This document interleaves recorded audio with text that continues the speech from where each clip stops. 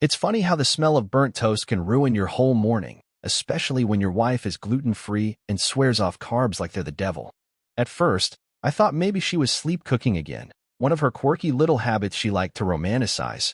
But when I walked into the kitchen and saw 2 plates set, only 1 fork used, and the same Spotify playlist she once played on our 3rd anniversary looping at half volume, I knew the ghost in the house wasn't me. Then I noticed the wine bottle, our wedding wine, the one we were saving for our 10-year anniversary, cracked open and half gone, with 2 lipstick-stained glasses sitting just far enough apart to pretend innocence but close enough to scream intimacy. And here's the real punchline. Next to the empty bottle, on the edge of the counter like it belonged there, was a monogrammed cufflink with the initials JT. I don't know any JT, but apparently, my wife does. And intimately enough that he's undressing in our home. I didn't scream. I didn't flip the table or storm off like some cartoon husband in a bad sitcom. Instead, I sat down in the same chair she usually used for Zoom calls, quietly sipping the remnants of that precious wine like I was trying to taste the betrayal. My hands didn't shake. My breathing stayed calm. Because I wasn't shocked, I was confirming what I'd known for months but hadn't wanted to admit. See, it wasn't the betrayal. It never is. It was the audacity, the planning, the smug satisfaction she probably wore while orchestrating her little escapades right under my nose. The morning continued in eerie stillness. She left for work before I could confront her, carrying the same fake smile she must have worn for weeks. But as soon as she was gone, I walked upstairs, opened her dresser drawer, and found the real gut punch. Her favorite lace lingerie, the one she used to wear only on our anniversaries, was freshly washed, folded, and placed on top. Not at the bottom. Not forgotten. Fresh. Clean. Like she was keeping score and I was losing. So I did what any rational man would do. I started digging. Not into her phone. That was too obvious. No. I went through the places cheaters forget to clean. Deleted files on the shared iPad. Overlapping calendar invites. Apple Watch notifications that still pinged despite her switching off Bluetooth. And there it was, messages from JT, mostly hidden in the Notes app, using code words like meeting rescheduled or pick up the dry cleaning that would mean nothing to anyone else. But I knew my wife. She doesn't even do our dry cleaning. That's my job. And rescheduling happened to correlate perfectly with the nights she came home with excuses like traffic delays or surprise birthday drinks for coworkers I've never met. I didn't confront her then. No, that would have been too easy, too generous. Because this wasn't just about infidelity. This was about humiliation, betrayal, and the smug look she wore every time she talked about our high school reunion like she was about to parade me around like a trophy. You'll love it, she said. Everyone will see how far we've come. And she was right. They would see exactly how far we'd come, just not in the way she expected. I bought my time. I played the role. I even offered to help her pick out her outfit, like the good husband I wasn't anymore. She smiled, kissed my cheek, and told me she felt like the luckiest woman in the world. It was all I could do not to laugh in her face. Revenge, you see, is best served not just cold, but slow-roasted, marinated in silence, and seasoned with precision. I made reservations at the reunion venue. Called in a favor from an old friend who handled AV for the event. Told him I wanted to make a fun surprise video about our love story, something romantic and heartwarming for the crowd. And he bought it. They all bought it. I collected every piece of evidence I could find. Timestamps, screenshots, security cam footage from our home network, GPS history from her phone that backed up every late-night detour. I edited it together like a twisted love letter, set to the same damn playlist she used to seduce her affair partner in my home. I even added voiceovers, mine, reading out her own texts. I can't wait to feel you again. He's so clueless, it's almost adorable. It's like cheating on a golden retriever. That one hurt, but it also sealed her fate. And as I sat there that night, finishing off the last of the anniversary wine she so carelessly wasted on another man, I realized something important. She never saw me coming. Not because I was weak, but because I let her believe I was.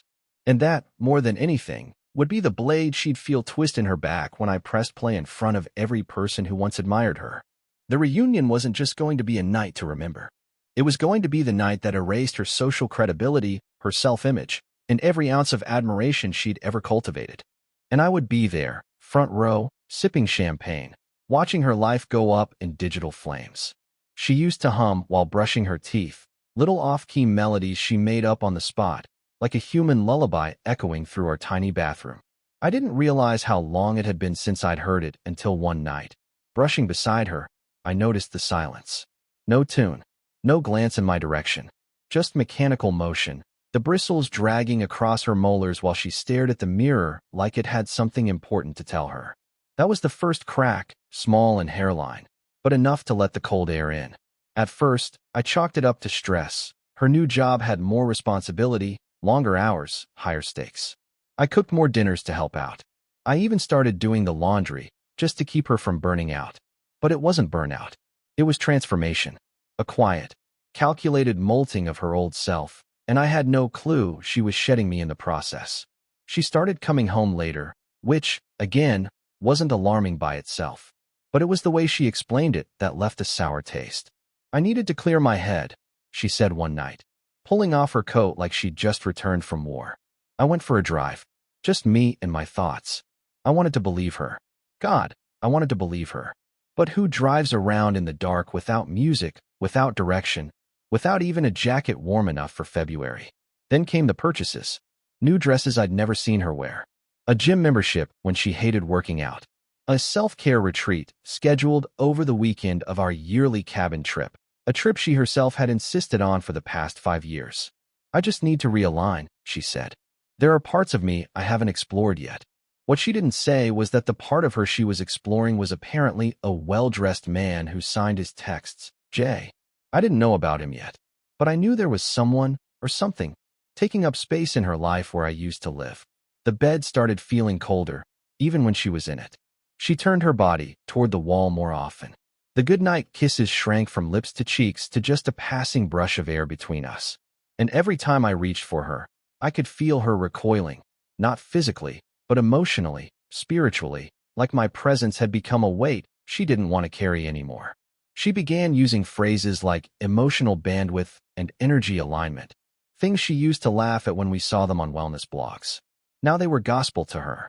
I'd ask her how her day was, and she'd respond with things like, I don't want to download right now, or I'm emotionally unavailable this week. A week, as if intimacy were a shift she could clock out of. Her phone, once carelessly left on counters or sofas, became glued to her hand. She changed her passcode. Her social media suddenly went private.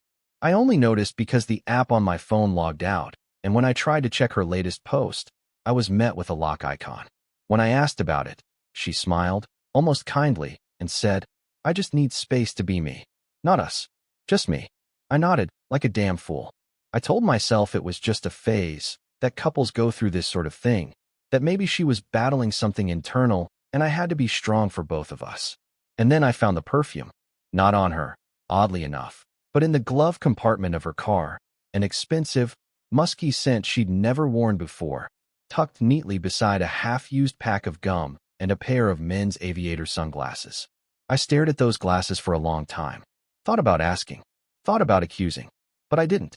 I placed everything back exactly as I found it, and went back inside like nothing happened, because at that moment I wasn't ready to face the truth. I still clung to the idea that maybe, just maybe, this was all part of some complex emotional evolution she was navigating, some crisis of identity that had nothing to do with betrayal.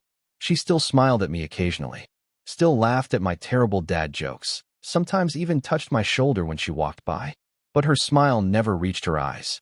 Her laughter sounded rehearsed, and her touch was like static, brief, dry, devoid of warmth. She wasn't leaving me, not physically.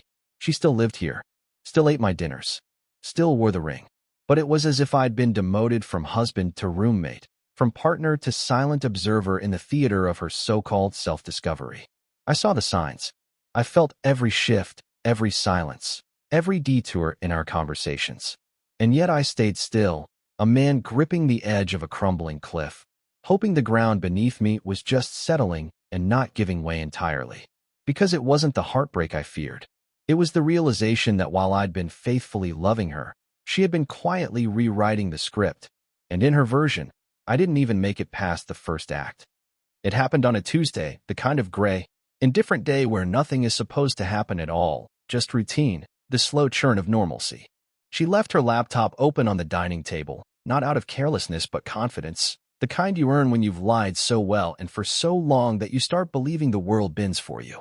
I was walking past it to grab a coffee when I saw her email ping, Not a message, not a notification, just a calendar alert. Lunch with J. Redheart, Cafe Viento, 12:30 p.m. The heart. It was the heart that cracked something in my ribs. She never used emojis in our calendar, always straightforward, always neutral. I stared at it, waiting for some rational excuse to present itself, some professional explanation involving a marketing consultant or an old friend from college. But none came. Just the gut punch of knowing she had the audacity to schedule romance into the middle of her workday like it was a dentist appointment. I didn't open the email thread. Didn't need to. I closed the laptop slowly, deliberately, and stared at the grain of the wood table for a full minute, watching how the light caught in the varnish, how calm everything looked despite the shift that had just occurred. She kissed me that morning, lightly, before heading out, told me not to wait up, said she might stay late at the office to finish a presentation. She even wore that plum-colored blouse I once said made her look like royalty. I remember the exact way she adjusted the collar, how she smiled at herself in the mirror, not at me. I remember thinking she hadn't smiled at me like that in months. And still, I had let it slide. All of it. The disappearing acts, the detached affection, the gaslit emotional fog. But now I saw it clearly. This wasn't just a slow drift. This was betrayal measured out with the precision of a scalpel. I didn't speak. I didn't even frown. I just walked to my desk, opened my own laptop, and began taking screenshots, her shared calendar, her recent browser tabs, her synced photo history. I found a selfie taken just that morning, her, in the car, angled to hide the passenger seat, captioned New Energy Dizzy Dot. New Energy. She never used that phrase before. That wasn't for me. It was for him. I checked the map history next, Google timeline, still active, still tracking. Her lunch destination matched the calendar alert. She wasn't even trying to hide it anymore. I zoomed in on the location, a small boutique cafe with a patio, romantic and out of the way. I'd taken her there once, 2 years ago, after a promotion. She told me it was her favorite place. Apparently, she'd passed the torch. That was the moment it all crystallized, not the betrayal, but the depth of it. She wasn't just cheating. She was recycling pieces of our life, handing them out like party favors to someone else. Every touch, every phrase, every "you understand me better than anyone" had become a line in a script she was now performing for another man. And yet, I said nothing. No accusations. No melodrama. Just a sharp, internal shift like a locked door slamming shut in my chest. I didn't feel heartbreak. I felt data compiling. The tactical part of my mind took over like it had in my old career, back when decisions had weight and timing meant everything. The silence in the house was deafening, but inside me, everything had become crystal clear. She thought she was in control. She thought she'd build a web so delicate and clever that I'd be too dazed to ever see the full picture. But now I did. And now I had time. Time to collect. Time to build. Time to design something so precise, so devastating, that when the curtain fell, it wouldn't just expose her, it would leave her socially, emotionally, and personally disassembled. That lunch? It would be their last peaceful one. Because while she was sipping lattes under soft jazz and imagining herself as the empowered woman in some faux feminist fantasy, I was digging into the foundation beneath her feet. And I wasn't just going to collapse the structure, I was going to salt the earth it stood on. She still thought she was clever. That was the part that fascinated me most. She walked through the house like a cat in a room full of dead mice, acting oblivious to the stench, pretending nothing had changed while the rot had already taken root in every corner of our so-called perfect life. But I had changed. The man she thought she was lying to, the loyal, predictable husband, no longer existed. I became quiet in a different way. Not the silence of submission, the silence of analysis. I knew I couldn't confront her until I understood the full extent of the betrayal, because confrontation without total control was weakness, and I refused to lose. So I turned my home into a lab and her into a subject of study. I began with her routine, memorizing every departure, every return, noting inconsistencies in her stories with the precision of an accountant auditing a criminal. Her phone never left her hand, so I stopped trying to access it. Instead, I turned to the devices she forgot about. Our shared Google Home account, her iPad she used only for reading, the synced photo history we once set up on our cloud for vacation albums. Within 2 hours, I had metadata, timestamps on photos, location logs, even snippets of conversations captured by voice activation when she played music in the living room. I found one clip, accidental, buried in the archive, of her giggling, breathless, saying, "You have to go, he'll be home soon," followed by the sound of a man's voice I didn't recognize. It was short, distorted, but enough. The voice wasn't mine. The laugh wasn't for me. That confirmed it. So I set my traps. I started small, a bouquet of flowers, delivered to her office with no note, just to see if she'd mention it. She didn't. That told me everything I needed to know. She wasn't at the office. Or, if she was, the flowers weren't the kind she could explain. I checked the delivery logs, signed by a receptionist. So she was there. But she hid the gesture. Because it wasn't from him. I took note. Then I moved to the next level. I used an old phone I kept for emergencies, created a fake Instagram profile with an attractive male face pulled from a royalty-free model database, and began following her best friend, Monica. Monica was loyal, but not smart. Within 2 days, she accepted the request, and within a week, I knew everything. Monica posted a story at a rooftop bar the same night my wife claimed she was home late doing a quarterly report. The photo was blurry, but 2 wine glasses and a glimpse of that plum blouse betrayed them. My wife was with her. I reverse image searched the background, identified the location, and pulled our bank history. She'd paid the tab on our joint account, $76.43 at a place called Glassroom Lounge. I'd never even heard of it. I marked it on my list. Next, I planted a lie. One night while we were cooking, I casually said, "Hey, I bumped into Mark today. He said he saw you near Rivergate Plaza around noon last week." I said it while chopping vegetables, never looking up, just tossing it out like small talk. She froze for half a second, then said, "Oh, yeah, I was getting coffee during lunch. Needed a break." The lie was too smooth, too ready. She'd prepared for something like that. But the real trick was this: there is no Mark. I made him up. Rivergate Plaza wasn't even close to her office. I just wanted to see how she handled being cornered in a lie she didn't expect. She passed the test by failing it perfectly. That was the point. I knew now she was rehearsed. She wasn't just cheating. She was building a structure of lies so intricate that she believed it herself. So I stopped asking, stopped hinting. I became the model husband again, helpful, loving, non-invasive. The fewer questions I asked, the more relaxed she became. That's when the real slip-ups began. Her gym bag had an extra pair of heels one day, black suede, not the kind you wear to spin class. Another time, I noticed her perfume bottle was almost empty, even though I hadn't smelled it on her in weeks. She was applying it for someone, just not before walking through our door. Then came the email. Another calendar alert. This time it said, "Catch up with Sarah, 7 p.m. Sarah, her childhood friend, had moved to Chicago 8 months ago. I screenshotted the entry, then checked her location 2 hours later through our car's GPS history. She was parked in a neighborhood known more for its discreet motels than coffee shops. That was the final thread. I now had data, photos, timeline inconsistencies, voice clips, bank logs, and digital trails. Everything I needed to draw a map of her betrayal with terrifying clarity. Still, I said nothing. She kissed me goodnight that evening like nothing had changed. I kissed her back, softly, smiling, hiding in plain sight. She thought she was fooling me. But I had already become a shadow behind the curtain, watching every move, documenting every lie, and preparing to turn her entire world inside out with one single, catastrophic truth. And she would never see it coming. The company gala was her idea. She wanted us to be seen, to play the golden couple in front of all her polished co-workers and fake friends, the ones who told her she was glowing lately, while secretly wondering what kind of man let his wife stray so far without a leash. She wore red, her armor, her signal, her lie stitched into satin. And I played the part, black suit, silver tie, hand at the small of her back like I still belonged there. We walked into the ballroom to applause, laughter, clinking glasses. But I wasn't there to be seen. I was there to unveil. The room was set like a stage, soft lights, waiters moving like shadows, music low and expensive.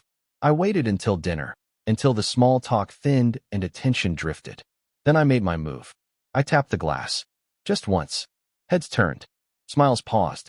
"If I could have everyone's attention," I said, calmly, smiling. "My wife has something truly remarkable to share tonight." Her eyes darted to mine, confused, then narrowing. I motioned toward the projector screen behind the podium, the one reserved for keynote speakers. "Darling, would you like to tell them, or should I?" The screen lit up with a still image. Her, leaning against a silver Audi, lips pressed to the cheek of a man whose face was angled just enough to show his identity, her co-worker, the one who RSVP'd, maybe, to the gala.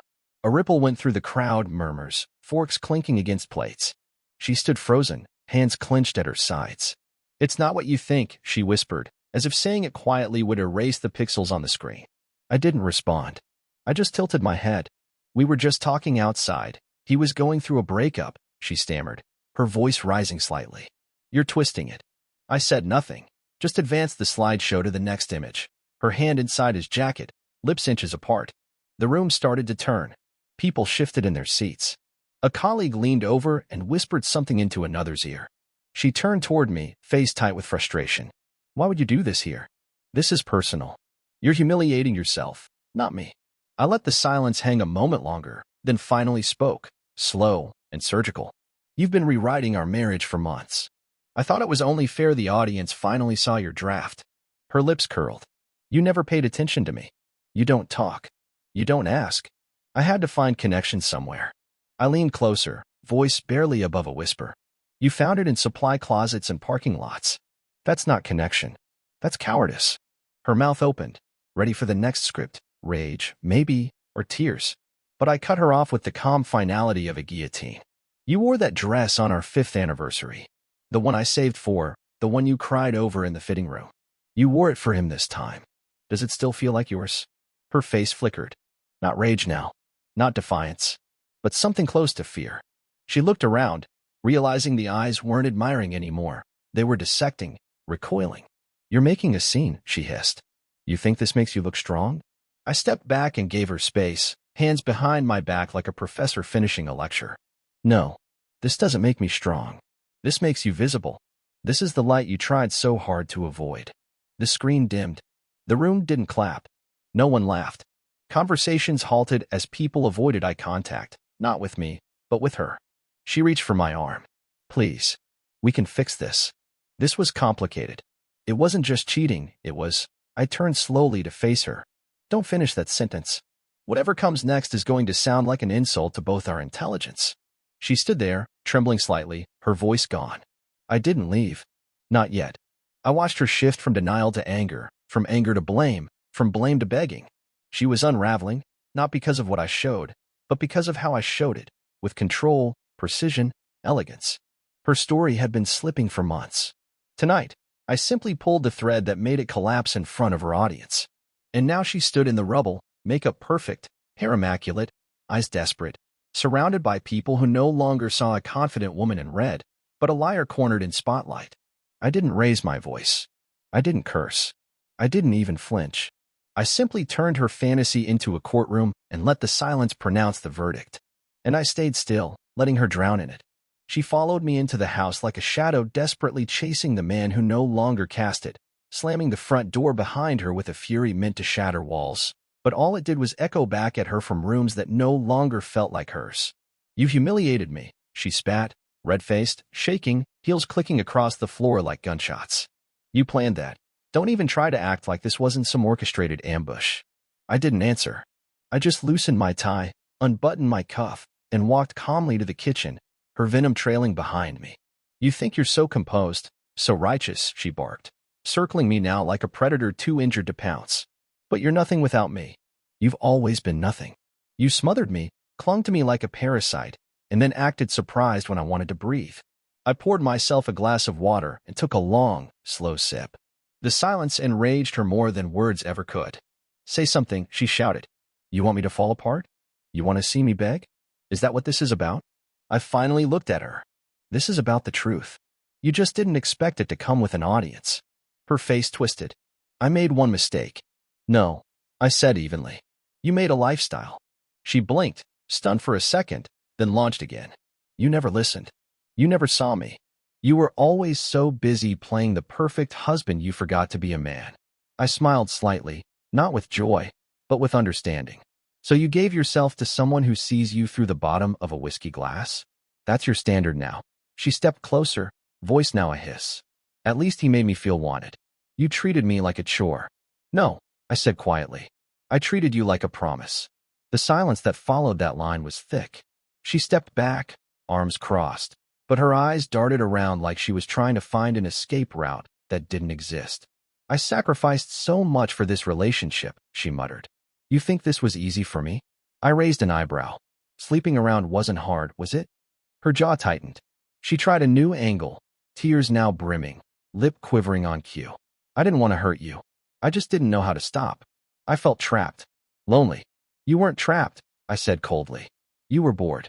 And instead of building something better, you burned the house down. Her voice cracked. You can't just give up on us.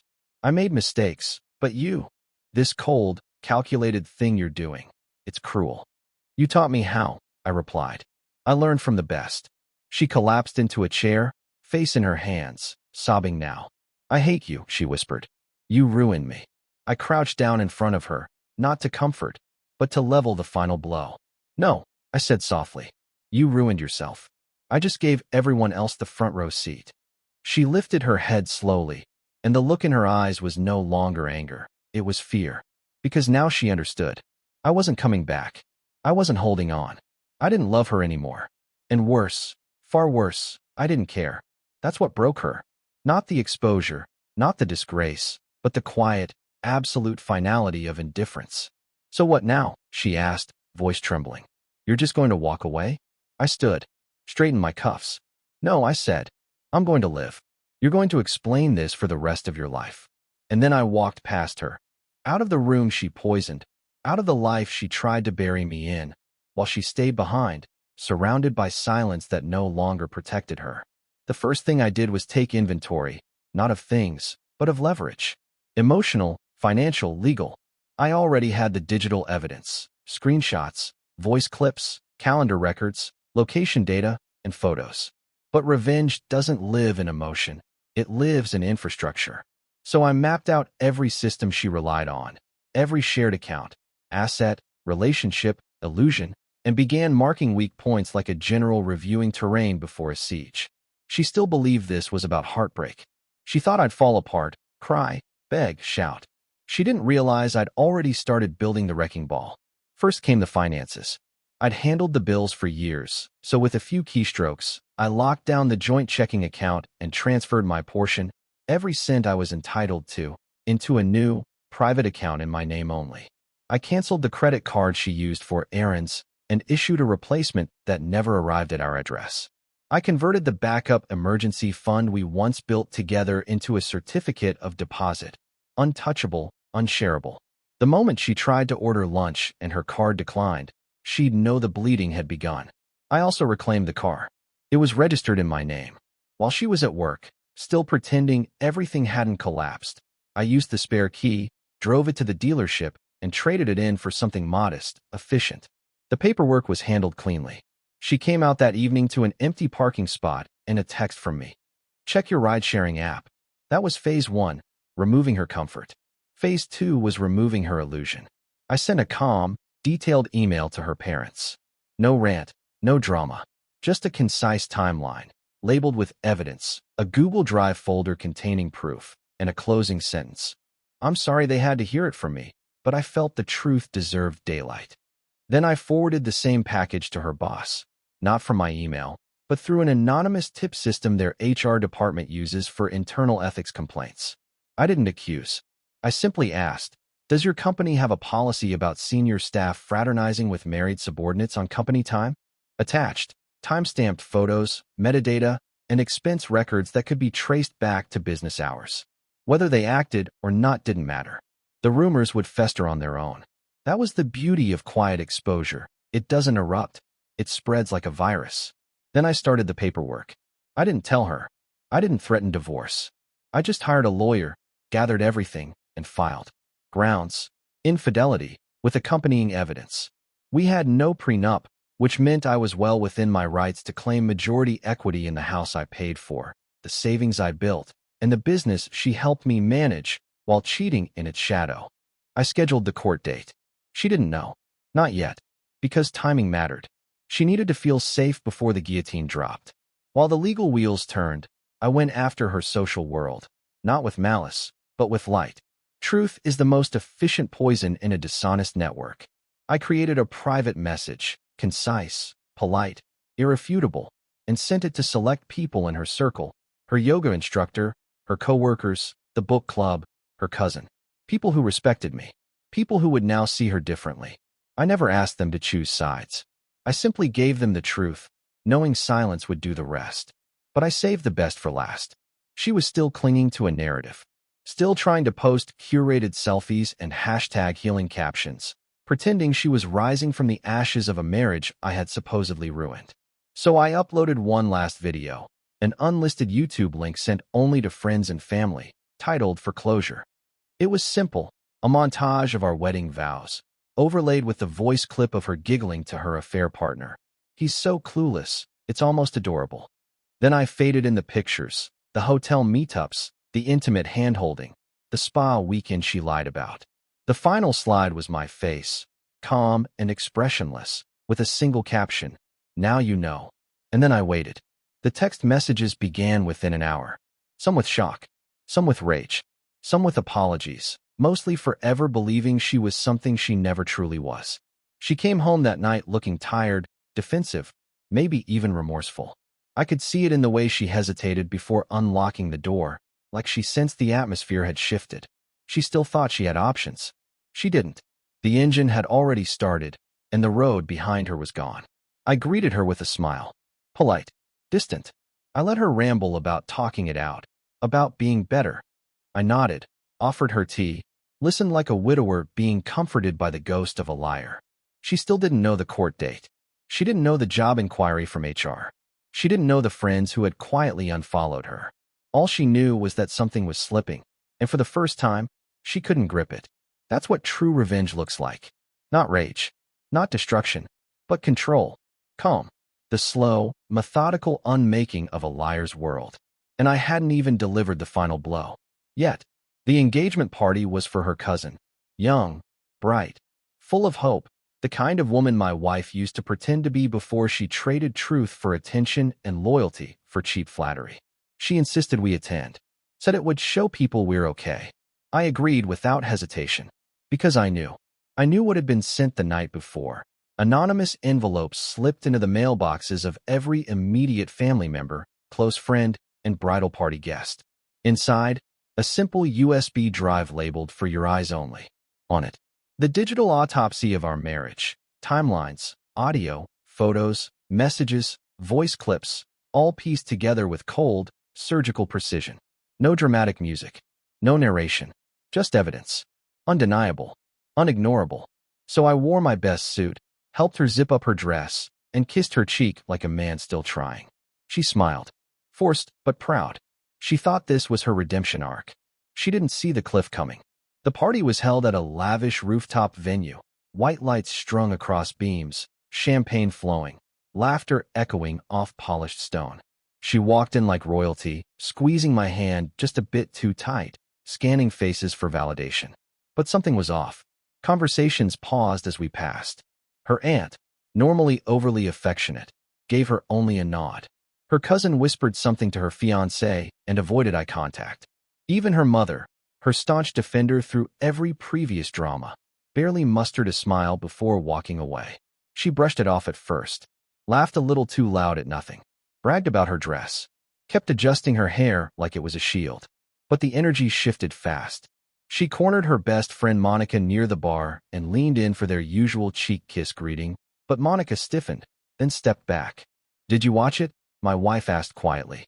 Monica didn't nod, didn't speak, just looked her dead in the eye and said, "You disgust me." That was the first crack. My wife blinked, stunned, reaching out, but Monica was already gone, weaving through the crowd like the loyalty she'd lost. A few minutes later, her father approached her, stern, silent, holding a glass of scotch like it was a verdict. He said nothing, just placed the empty glass on a tray, shook his head once, and walked away. My wife turned to me, pale now, lips tight. "What did you do?" she hissed. I didn't answer. I didn't need to. Because just then, her phone buzzed. And I saw it. On her face, the moment the final nail was driven in. She pulled out her phone, read the screen, and froze.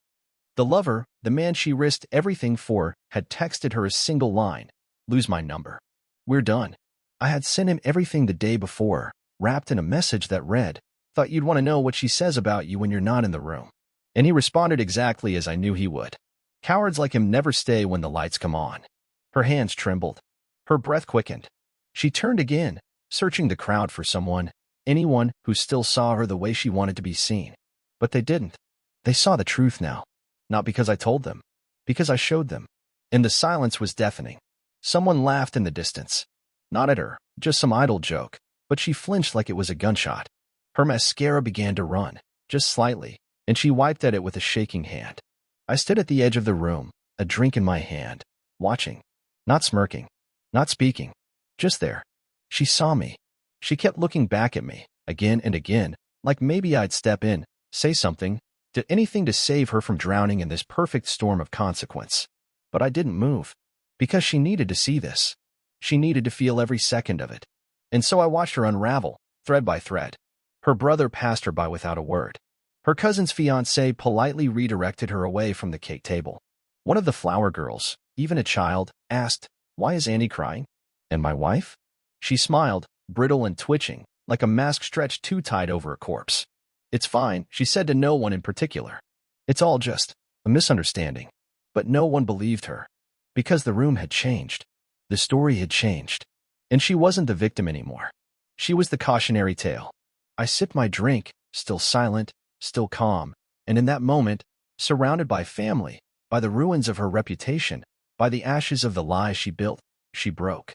Not with a scream, not with a tantrum, but with a tiny, pathetic whisper only I could hear as she stumbled past me. "Please, make it stop." And I didn't answer. I didn't even blink, because it was already done. The shouting started the moment I walked into the restaurant, not even 5 steps inside before her voice pierced through the low hum of conversation like a blade across silk. "You think you're some kind of hero?" she shrieked. Standing from the table where her parents sat stiff as statues, and where mine watched her with expressions carved from disappointment and restraint. People turned. Forks paused midair. The kind of silence that falls before a storm crept into the room, and I kept walking, steady, not toward her, but toward the truth I'd been swallowing for too long. "You destroyed me," she yelled, eyes wild, breath ragged, cheeks flushed from either wine or sheer humiliation. "You turned my life into a circus, and for what? For your ego?" I didn't stop, didn't blink. "No," I said calmly. "I just turned the lights on. The circus was always yours." Her father stood, murmuring her name like he might be able to calm her down, but she wasn't listening to anyone now. "You think exposing me makes you a man?" She spat, eyes darting between the stunned onlookers. "You think this, dragging my name through dirt in front of my family, makes you noble?" I laughed, short and cold. "No, but I do think it's justice. And justice doesn't care about your comfort." She grabbed the wine glass, slammed it down on the table so hard it cracked. "You were never there. You never paid attention to me," she shouted. "I was lonely, I was drowning, and you were just sitting there like a ghost in your own life." I leaned in, not to yell, but so everyone could hear it, every syllable, every drop of venom laced with precision. "You drowned because you jumped off the boat. I was steering it, feeding you, loving you, and you were sneaking off below deck to sleep with the iceberg." A collective gasp rippled through the room. Her mother's hand flew to her mouth. Mine sat perfectly still, her eyes burning holes through the woman she once called daughter-in-law. "You think you're better than me?" she screamed, the pitch cracking now. "You think your cold, robotic little justice parade makes you less pathetic?" Her voice was shrill, desperate, grasping for anything that might wound. "You're a coward." "No," I said, louder now, voice slicing through the chaos. "A coward cheats and lies and manipulates everyone who loves her. A coward hides behind cheap perfume and backseat trysts while her husband picks up the pieces of a marriage she set on fire for validation. A coward is what you see in the mirror every morning, if you even have the nerve to look anymore." She stepped forward, hand raised like she might slap me, but someone grabbed her wrist, Monica, of all people, her former best friend, who stared at her now with revulsion that could freeze oceans. "Don't you dare," Monica said, firm and low. "You don't get to play the victim here." And just behind her, as if fate wanted one last twist, stood him, JT, in the flesh, pale, frozen, trying to slide out the side door like a cockroach from light. "You brought him?" I asked, turning to her with a new smile, this one dangerous. "You had the audacity to bring the man you cheated with to a dinner with both our families?" Her eyes widened. I didn't know he was coming. He wasn't supposed to." "Shut up," her father barked, and for a second, the whole restaurant seemed to hold its breath. She looked around, realizing the room had chosen sides, and she wasn't on the winning team. Whispers everywhere. Phones lifted. Someone filming near the bar. Her voice dropped, her last weapon, tears. "You're trying to ruin me," she said, quivering. "You already did," I said. "I just let everyone else read the obituary." Her body deflated, shoulders sagging, mouth twitching like she couldn't decide whether to cry or scream. "Please," she mumbled. "Please stop." "You should have thought about that," I said, "before you tore down everything we built just to feel special for a few nights with a stranger who doesn't even have the guts to face you now." She turned, and JT was gone, slipped out when the weight got too heavy. Her legs buckled, and she grabbed the table to keep from falling. My father stood up beside me, placing his hand on my shoulder. "You done?" he asked quietly. I nodded, then turned back to her one last time. "You don't deserve forgiveness," I said flatly. "You don't deserve pity. You deserve exactly what you have right now: silence, shame, and a room full of people who finally see you for what you are." And I walked out, past the whispers, past the stares, past the shattered woman in the red dress who once believed she could destroy a man and walk away untouched. But I was still standing, and she was in pieces. 3 months after it all came crashing down, she lived in a rented studio apartment above a failing flower shop in a part of town where no one knew her name and no one cared to ask. The promotion she once bragged about was revoked quietly after HR reassessed her interpersonal conduct, and the man she risked everything for, JT, vanished like vapor the moment his phone lit up with the evidence of her messages to him and about him, most notably the one where she called him a temporary distraction from a life she never signed up for. Her parents stopped speaking to her after the engagement party, too embarrassed to explain to relatives why their daughter's face was attached to a half-dozen viral group chats and workplace threads, each one containing clips of her smiling and selfies sent between kisses meant for another man. Her old friends, Monica, the book club, even the bridesmaid she once chose by Instagram aesthetic, either blocked her, unfollowed her, or stopped replying entirely, not out of malice, but because betrayal like hers doesn't just stain her own hands. It contaminates everyone who once trusted her. She tried rebranding herself online, of course, changed her name slightly on social media, posted filtered selfies with vague captions like "growth comes in seasons," but the algorithm didn't lie, and neither did her eyes, bloodshot, tired, trying too hard to look like someone who still had control. Every attempt to go back to normal was met with silence or worse, glances in public followed by whispered judgments, coworkers nodding coldly without eye contact, old neighbors crossing the street when she walked by like shame had a scent. She eventually quit her job. Technically, she called it a sabbatical, but everyone knew what it was and moved 2 hours away, where no one recognized her face, and the barista at the local coffee shop didn't know she used to cheat behind her husband's back while pretending to be the victim in every argument. She took a position answering phones at a dental clinic, wearing a name tag that didn't carry our last name anymore, and every evening she came home to silence that no longer meant peace, just consequence. The text started trickling in not long after the move, first a single line, "Can we talk?" followed by silence, then a week later, "I miss you. Please." Then, a voicemail, her voice raw. Nothing like the woman who once stood in that restaurant screaming at me like a cornered animal. This time, she sounded tired, lost, like someone who couldn't even recognize her own reflection anymore. "I messed up," she said, between muffled sobs. "I know you hate me. I hate me too. I can't breathe anymore. I don't sleep. I think about everything I threw away, and I swear I'd give anything to go back." She came to my door one afternoon, months after the last time I looked her in the eye, standing there in the rain without an umbrella, her coat soaked through and her makeup streaked, not from drama, but from days spent crying with no audience left to pretend for. She didn't speak right away, just stood there, arms at her sides, trembling. When she finally did speak, her voice cracked halfway through the first word. "Please," she whispered, "just 5 minutes. I need you to see I'm not that person anymore. I was scared. I was stupid. I ruined the best thing I ever had. You didn't deserve what I did to you. You loved me the way I begged to be loved, and I spit on it." I looked at her, not with anger, not with pity, but with the kind of stillness that comes when a man has walked through fire and realized it never touched him, because he never let it. I let the silence hang long enough for her to squirm under it. Then I said one thing. "Strange," I murmured, eyes locked on hers. "I don't even remember your name anymore." She broke right there, collapsed onto the porch like a marionette whose strings had finally been cut, crying in a way that sounded more like a confession than a breakdown. I didn't invite her in. I didn't kneel beside her. I didn't offer comfort.